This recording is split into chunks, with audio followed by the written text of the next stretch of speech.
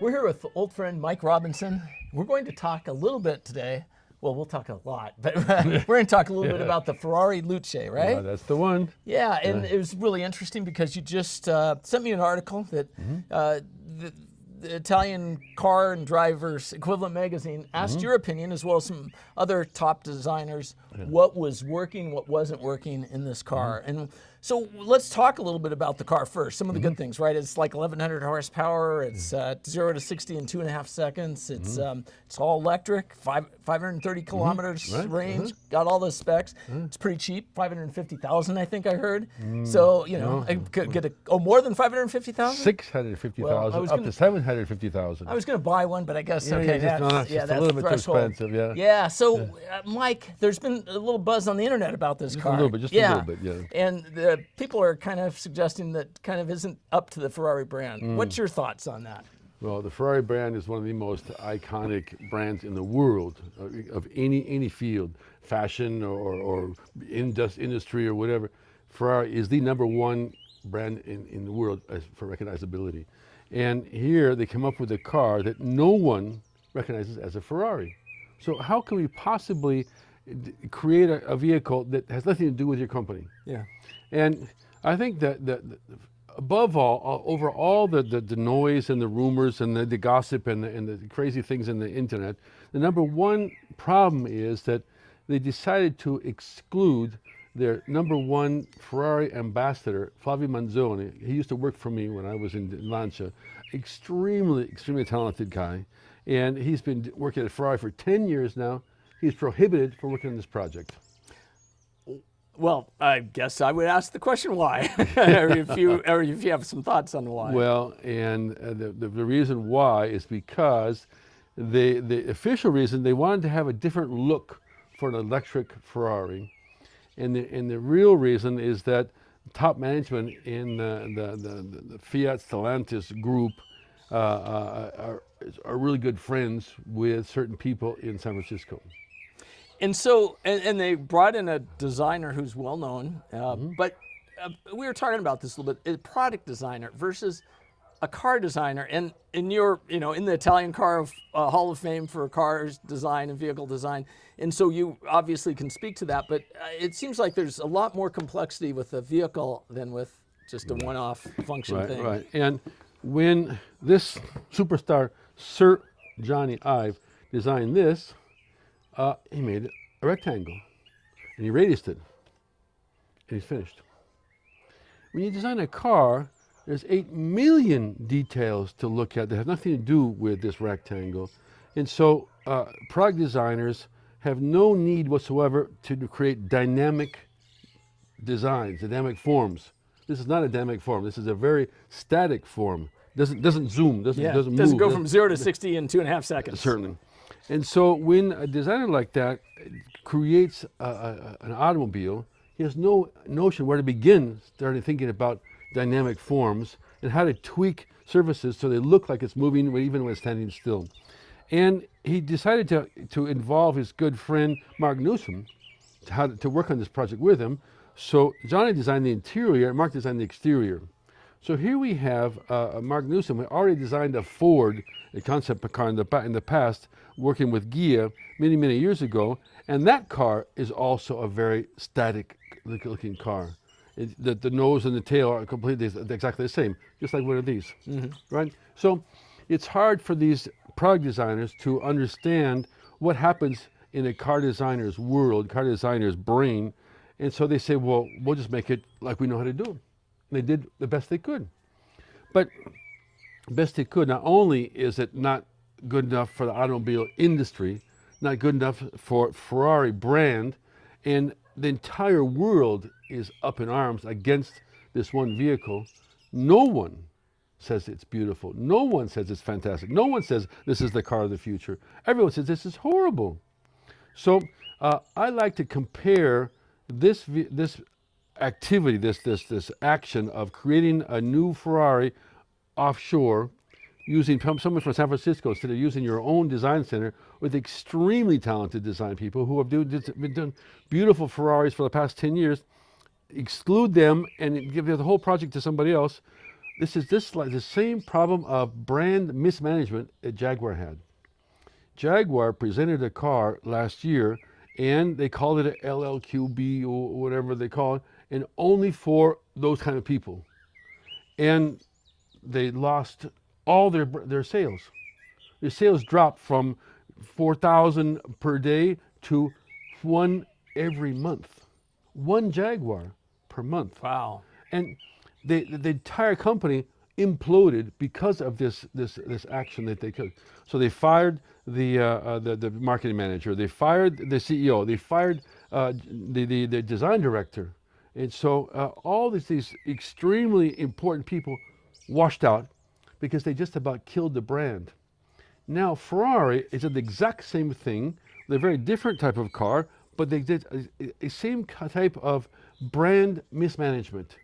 They did everything possible to kill the brand. Now, what happens if Ferrari dies because of one car? Who goes on the shopping block, right? Okay, certainly not the director of design of Ferrari because he was prohibited for working on it. So he's off the situation. But these two superstar designers in San Francisco who probably were paid millions and millions of dollars to do this horrible car, well, that's a giant waste of money. First of all, the results are a completely disaster. They did everything possible to make the exterior really, really static, the interior really, really static, with the shapes they were used the same shapes in 1950s, like the 60s. They created nothing new. Oh, they have a new UX design. Well, UX design for a car is not the same UX design for an iPhone. You cannot think to use the same process you use in a car they did for iPhone. So I think they're completely lost track of what was happening. They said this is the future. Well, you know, okay, I like the idea of if you're not redlining, you're not racing. So some companies need to show or go over the limits to understand where the limits are, and then come back. If they called this a concept car, it was a one-off concept car, and they said, what do you think? You like this? Yeah. And the whole world says, no. Okay. You It adjust. was a joke. They're going in production with this. They're taking order for this. The most expensive Ferrari ever made, the most ridiculous car ever made. They're not going to sell a single one of them. And think about the future. In the future, they're going to have Ferrari Luce collectors. Well, maybe if somebody buys it as an investment because it sells for $600,000 right now, maybe in the future will be 600 million, but I doubt it. Yeah. So I think that the problem is just they don't know how to manage such an important company like Ferrari. And you say, well, wait a minute. We're talking about experts in the automobile industry. Yeah. How does this happen? How does this happen? One question I like to ask when I did keynote speeches around the world, I like to ask the public, why do ugly cars exist? And you say, okay, well, it's subjective, right? What I like is not what you like, or vice versa. Okay, that's fine. But if the whole world said this is a horrible, horrible car, well, then somebody made a mistake, right? Well, if you're going to make the mistake and say, okay, we made a mistake, we'll pull the stops, like Jaguar did. They fired everybody, and they pulled back the whole situation. Well, Ferrari could do the same thing. If that's the case, they might save the company. If they don't, they might not lose the company. So I'm really convinced that this tragic event, which could have been a giant, giant success for Ferrari for the future, and I imagine them doing a spaceship Ferrari, which is electric Ferrari. It's not a problem of being electric. It's only a problem because it looks really, really bad. To have a bad Ferrari is like having a bad Miss Universe. I mean, If you're going to spend $600,000, you want something that it's is really, really special, really over the top, better than anybody else. And Lamborghini is saying, "Thank you, Ferrari." I mean, that's what headlines now. Yeah. And so, you just can't help but think that there's something really, really fundamentally wrong in the management of this It's company. almost a culture thing. Culture shock. Somebody went over the heads of all the top people in Ferrari and went out to San Francisco and decided to do things on their own. And so it's going to be a really, really heavy price to pay, not only economical, but above all for the people who love Ferrari and have collected Ferraris and are completely Ferrari fanatics. are all going against Ferrari now because they said that they just tried everything possible to destroy this company. Why would you want to destroy something so powerful, so important, so beautiful, so Italian, Yeah. and so much strong craftsmanship, and such great history, and here we are throwing everything away because we want to be different. So it's a very it probably be an interesting court case in the future sometime that they're going to go over this and see what happened and who did what to whom, but everybody is against it. So it's not like my opinion, and I'm the only bad guy saying, well, this they're wrong. Right. It's just going to be interesting to see the fallout of all this. Well, and I do want to remind everyone, Mike's opinions are his own, so, no, but these are opinions, but the difference is, these are very learned opinions. Mike's been designing cars for 47 years in the Hall of Fame here in Italy, and the thing about him is, he could just rest on his laurels, but he doesn't. He keeps coming up with ideas, and I've seen a bunch of them here just in the last day, and he shares them with me regularly. And that's, I guess, Mike, the question is, how do you keep looking to the future, right, instead of resting in the past? Well, it's wonderful to think about the fact that if you put a pencil on a paper and draw a picture of a car, this car is going to be on the road in earliest 3 years. It's going to be on the road for the next 6 years, so that's 9 years, and then it could go after that. So we're talking, I have to design a car that will still be fresh 10 years from now. So I have to look into my sphere, my magic sphere, and understand what's going to be popular 10 years from now. Well, car designers do that normally. That's like drinking a glass of water for a car designer. And we usually look 15 years, 20 years, 30 years in the future, not just 10 years in the future. Yeah, when we met, you were looking 25 years. We were both 2040, right? Absolutely, Yeah. absolutely. And the goal is to, when you live in the future, you have different references. If people start drawing a picture today, it means they use everything from the past. The first thing you do is I tell my guys, put your pencils down. We have a new project. Do not draw pictures until you start researching, start understanding who is the client, where does it come from, what are the histories, what is the background, and start learning about the whole situation before you start sketching ideas. Because they're just ideas you had in your head from before, they're all old ideas. Yeah. So I just tell people, stop doing old ideas, let's stop and start thinking about what the future is going to bring.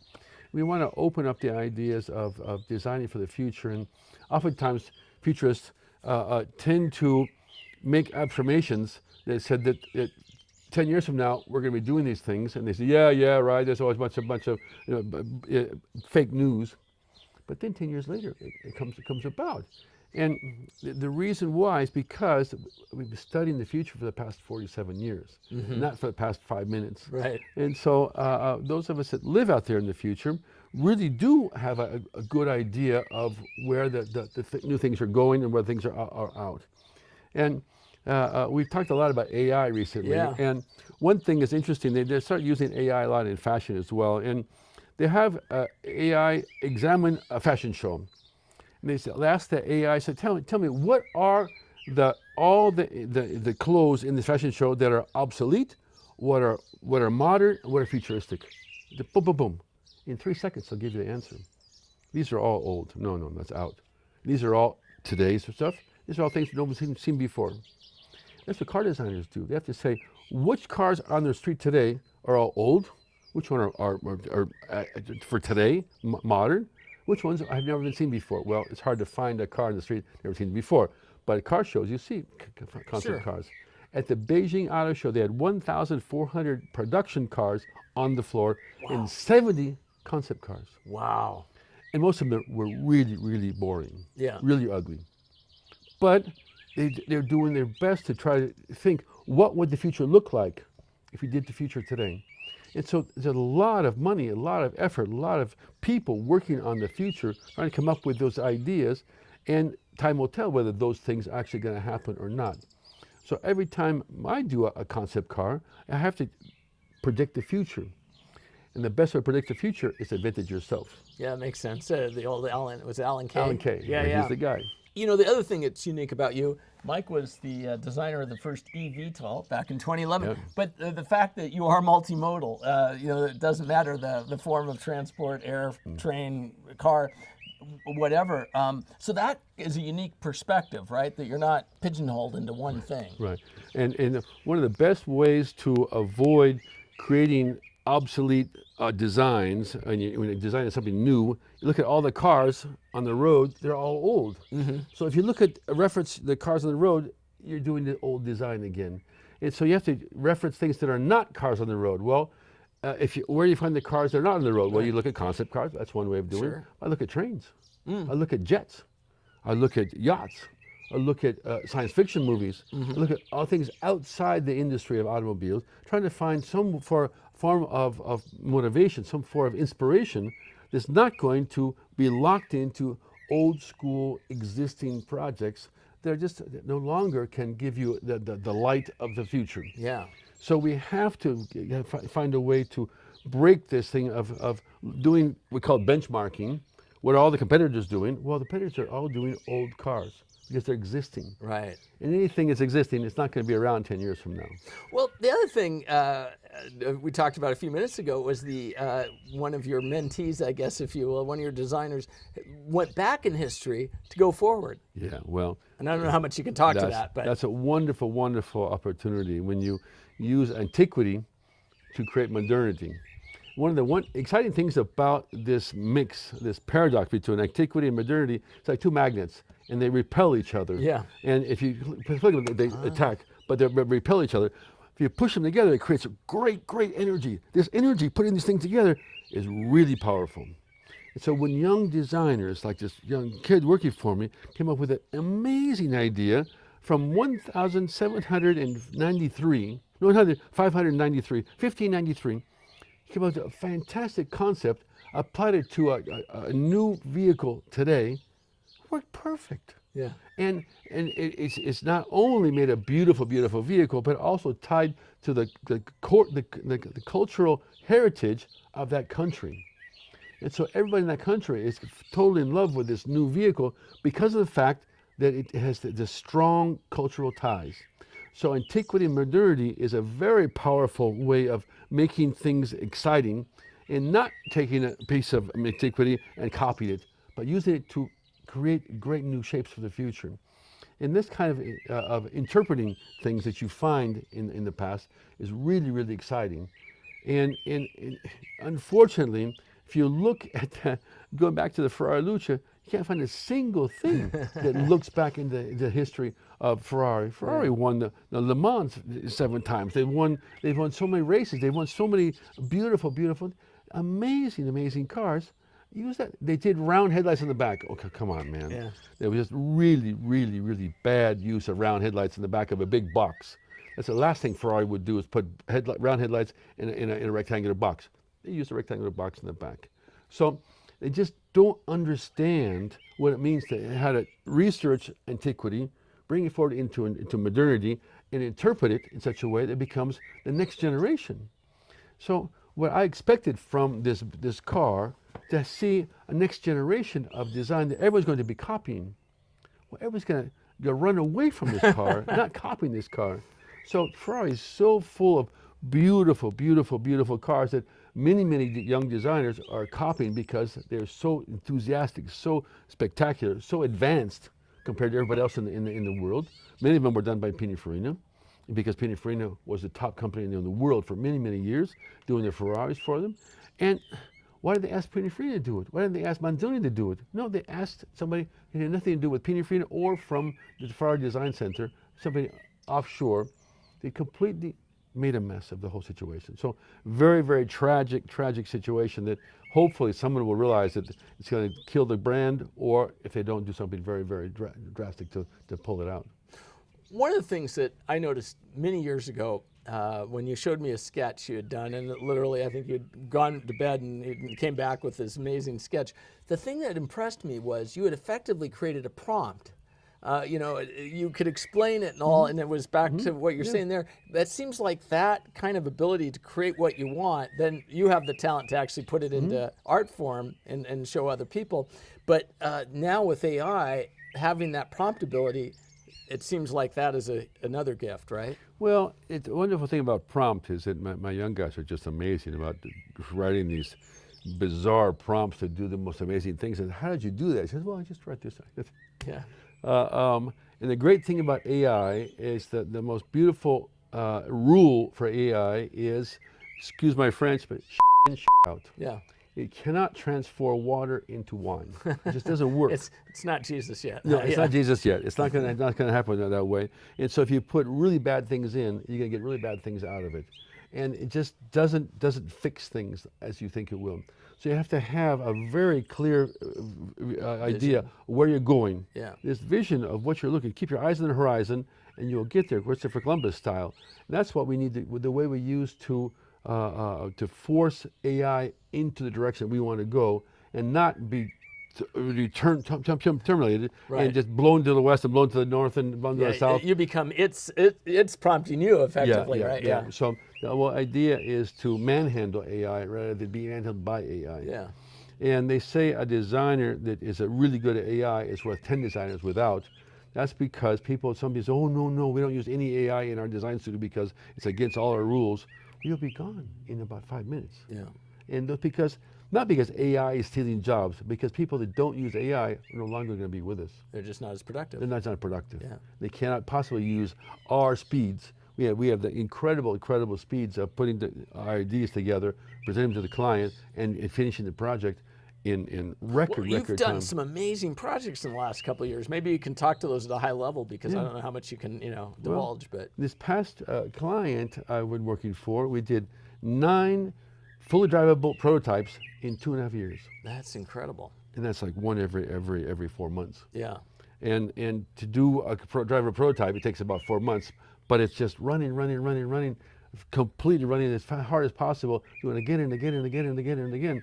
And it was really a Mr. Toad's Wild Ride. Yeah. But the point is that you can do it because we're using really advanced tools, advanced 3D tools, advanced 2D tools, advanced video tools, and all this new way of creating great ideas is really exciting because we can do a lot more with a lot less time. Yeah. And that allows people with vision to create giant ideas, not just small ideas. Well, you've got some giant ideas. I'm looking forward to learning more about your keynote you're giving later in the fall. I don't want to give it away, but That's going to be a lot of fun. Yeah, you're going to do that. We're going to shock them. And Mike, it's always great catching up with you, and such a lovely backdrop here. The bird is chirping, and it's very nice to. This is my hideaway. But from all the high-speed world out there, nice to be able to hang out here and just sort of zen out. Excellent. And to build up lots of energy for the next project. Excellent. Well, Mike, you've energized me. Thanks Thank a you. lot.